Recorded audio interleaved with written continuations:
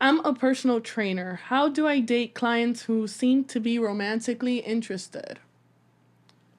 Best way to do that is to give out your number. If you're training a cute girl and she's flirting with you and touching your arm and standing extra close and looking for excuses to be really near you and bumping into you all the time and asking you lots of personal questions and playing with her hair a lot and exposing her neck to you and all these things that women tend to do subconsciously without thinking about it. But you're like, I don't want to ruin this business relationship. I don't want to lose her as a client if she's not really interested.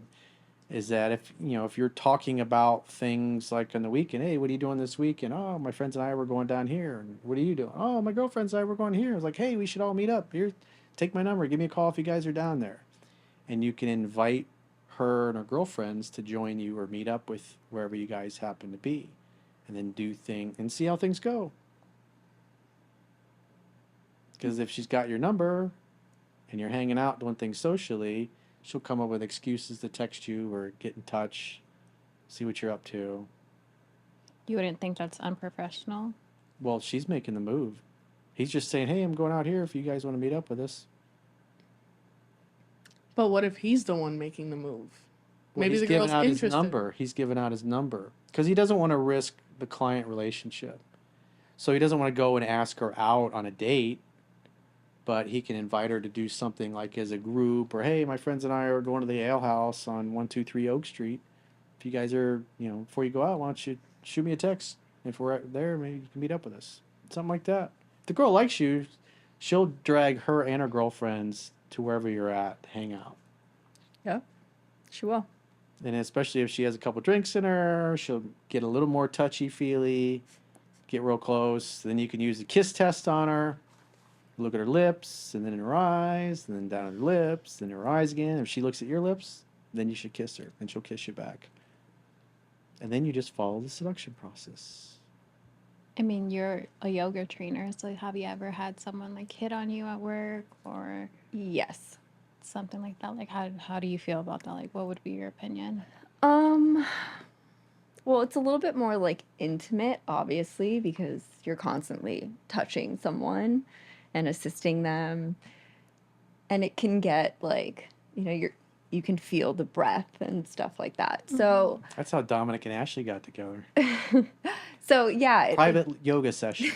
it is a little bit challenging because there is a level of like respect that you want your client to have for you, but if you're interested and you're available and like Corey said, like you give your number to your client, that's like the most respectable way. Like, like, hey, like this is how far I'm gonna go. If you want to take it to the next level, meet me out in public. But I've felt like as a girl, it's like harder for me because I don't want to put myself in a situation where I'm like too vulnerable or The bottom at line is you risk. got asked out by somebody that you were not into. Once or twice or three times There or you so. go. But doesn't it make it awkward afterwards? Because then, Yeah, like, there and then you like lose a client. There you go. That's what the guy's trying that wrote the question. He's trying to avoid, and that's why I said the best way is just to give out your number to her. Like Right. say you're, like when we were in real estate, it was the same thing. We've been at a closing, and there's a lot of women in the real estate business, and there's a cute girl, and you're like, I think she likes me, and But it's easy to say it. Well, like I said, if you're going to that same title company all the time, and she's handling your closings, let me finish before you want to interrupt. And she's handling your closings, but you're like, she might have a boyfriend or whatever. You can just say, hey, me and the guys, or me and the guys and some of the girls from work, we're gonna go here. We got a VIP table there, or going to happy hour at this place. If you guys want to meet up with us, that'd be awesome. And you just hang out in a group. The reality is, when women like you, they put themselves into your orbit. They will get closer and closer to you, and they'll make it obvious that they like you. What Erica is talking about is how uncomfortable it is when a guy hits on you and misinterprets you just doing a good job with yoga as she wants to fuck me. Exactly. And it didn't go well for him. So this guy wants to avoid that. So that's why if you give out the number to her, and especially if she's text you at 10:30, 11 o'clock at night, you could just invite her over. Hey, you should come on over. Or, hey, we're here at this place. Why don't you come meet up with us? I mean, she's texting you late at night like that. She's interested in you personally. She's not interested in talking about the periodic table of elements or something like that. She might be. I still think it's a tricky situation because if she rejects, I feel like if I rejected someone, like my trainer or whatever, I wouldn't even want to come back. I'd be like, I feel so bad. It was going to have that awkward tension, you know? Yeah. I feel like it could either end really nicely, you guys start dating, or there's just going to be this tension of like, It's kind of like in a workplace as well. I actually knew someone who I worked with at a job. I'm not going to say what job because I've worked multiple jobs in my life. And once I quit, they ended up trying to ask me out and stuff. Now, granted, I wasn't really interested, but I mean, am I flattered? Yeah, of course. But was I interested? No, not really. But there could also be that circumstance too. Say, like, if for whatever reason they don't want to train that trainer anymore because I don't know, they want to ask them out or something. I mean, there's that too. But I feel like it's gonna be as awkward as like if you're at a work environment and that person asks you out and then you work with the person. It's just gonna be awkward. yeah.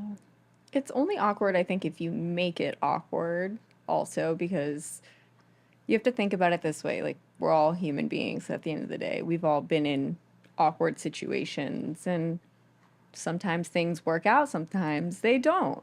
But you're going to react how you want to react to the situation. Like, you can make it so it's like, oh, I don't want this person to like train me anymore. Like, it feels weird. But you have control of that. So if you want, like, you could be like, look, I'm just really not interested in you like that, but I'd love for you to still professionally be my trainer because I love the outcome Yeah. and whatnot.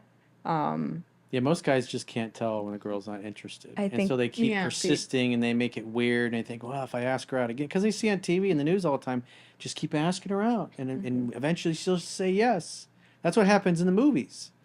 And then she's like, oh, how can I be so stupid? And He was in not, front of me the whole time. oh, the perfect one. It's just meant to be. I'd say the second time after we like make it apparent that we're not interested and you still persist, then you're just Pushing me you're away. even social more. cue. You're Like looking like a chump. recognizing your social recognizing social cues, you're just really terrible at it. At that That's why it's point. best to just give out your number and say, hey, we're going to be here if you guys, you and your friends are out. And everybody's hanging out and drinking. Like I said, it's just like going to the gym. It's like when you're at the gym, there's a cute girl and she likes you.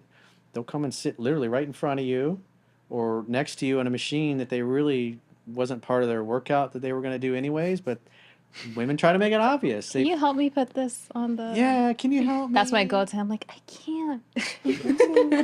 He looks away. I'm like... like my muscles just come out. The real Hulk. That's why you got to be, like I said, indirect. Because if you're just giving out the number or you're just saying, hey, we're going to be here if you guys want to meet up, that'd be cool. And then you put yourself Like, into you a actually- situation where there's you and your friend, there's other girls there. It's like, and especially if there's more than one girl that likes you, then they're going to both be vying for your time. And you guys can tell when you both like the same guy. And then, as Doc Love used to say, when kitty cats compete, you win. That's a great position to be in. Because like back when we were in real estate, where I learned this stuff was because we were very social. We were always going out with a bunch of the guys and a bunch of the girls. Some of them were taken, some of them were in relationships, some were single. And so everybody always brought their group of friends or their people. And whether it's girls that we worked with or that we knew through the business, it's if one of them likes you, she's going to make it a point to get near you and close to you to the point where she's literally bumping into you. So in other words, if you were to give a girl your number, you have to have a good reason as to why you give It's them got to your be number, very not just like, casual. Hey, I'm having a pool party this week. There's probably be 50 people there. You